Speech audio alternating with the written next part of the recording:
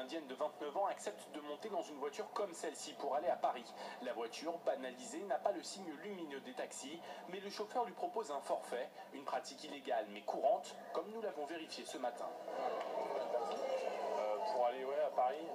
C'est quoi qu'on fait des forfaits? Je vous amène que vous, hein. C'est pas un shuttle, hein. Ne fais pas le ramassage. Mais pour cette jeune indienne, l'histoire va se transformer en cauchemar. L'homme, un faux taxi, est pris en chasse par une patrouille de police. Une course-poursuite s'engage. Le chauffeur roule vite jusqu'à 200 km/h. Soudain, il s'arrête et tente de la faire sortir sur la bande d'arrêt d'urgence. Mais toujours poursuivi, il verrouille les portes et redémarre.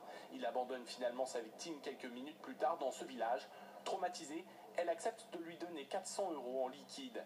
Rapidement identifié, l'homme a été interpellé il y a 3 jours et placé en détention. Âgé de 46 ans, il est connu et considéré comme impulsif, voire dangereux par les policiers.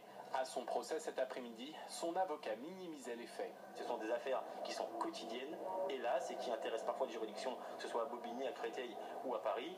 Et c'est hélas une affaire tout à fait anodine. La victime ne s'est pas présentée, mais des chauffeurs de taxi ont tenu à venir pour dénoncer une affaire qui nuit à leur profession.